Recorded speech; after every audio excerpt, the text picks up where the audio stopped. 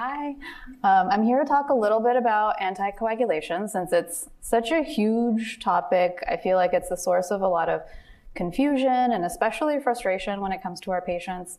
So hopefully a little bit to clear the air.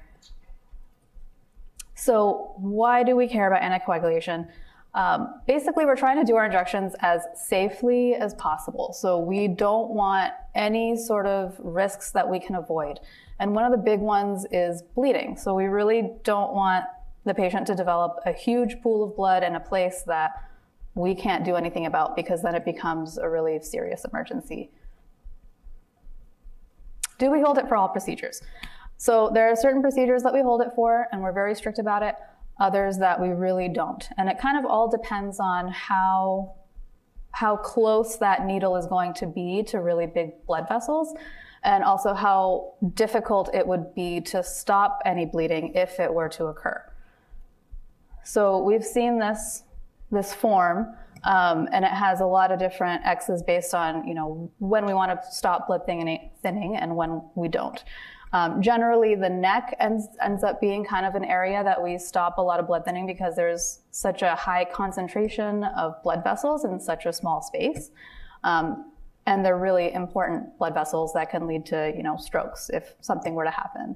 And then other areas are going to be things like epidurals, where if the patient were to bleed in the epidural space, that space is housed by bone, by the vertebral column. So if there was a bleed, the patient was on a blood thinner, there's no way that we can stop it. We can't simply apply pressure and get the bleeding to stop. So that ends up being an emergency because eventually it can grow, it can compress the spinal cord, and the patient can have all kinds of issues like paralysis. So that ends up being something that a surgeon would have to stop. So for that, we're pretty strict about it. And then the only other category would be the sympathetic blocks, because not all of them, but some of them, especially when they're really close to the aorta, which is huge, high velocity blood going through it, you really don't want to poke that. So how do we know how long to hold? Fortunately, it's not just guesswork. There's a whole group that has put together a guideline called the American Society of Regional Anesthesia. And they have a whole comprehensive list of all the different blood thinners that are out there, and they have recommended hold times. So all of that is based on how long the blood thinners are active for. So we're trying to hold it at a time when they're effectively have a very low risk of bleeding. They don't have that blood thinning effect anymore. And there are some that metabolize very quickly and they're out of your system very quickly after the last dose, so their hold times are very, very short. And then there are others that are present for a long period of time, at least their effect is, and so we have to hold it for a longer period of time. And then anti-inflammatories as well, they also affect enzymes that affect our ability to thin blood. And so we also look out for that as well. So why do we get clearance? We can't just provide the clearance on our own.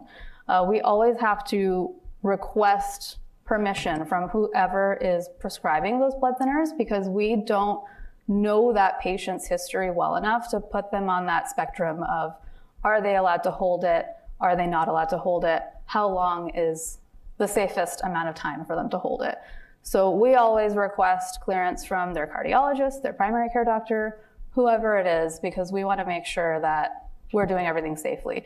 And we'll sometimes see patients that can't hold their blood thinners. So they're told to hold their aspirin for maybe 5 days instead of 7, or their Xarelto for 2 days instead of 3. And those would be considered the high-risk patients where if they were to stop their blood thinner for any prolonged period of time, they're at really high risk of getting like a blood clot that can lead to a heart attack or a stroke or one of those things. So we always make sure we're following all the right guidelines.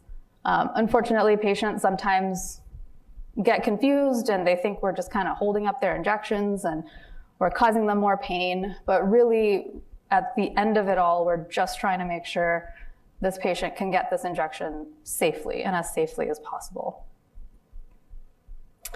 And then finally, 3 things I like about working here. I love the staff. I think Dr. Casson went into it a lot.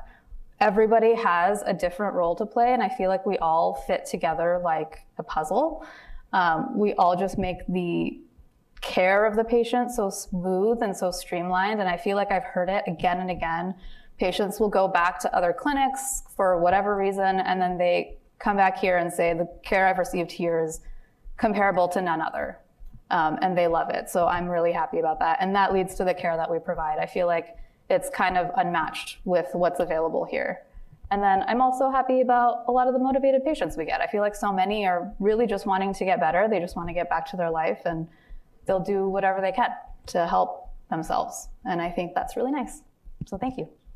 Thank you, Dr. Patel.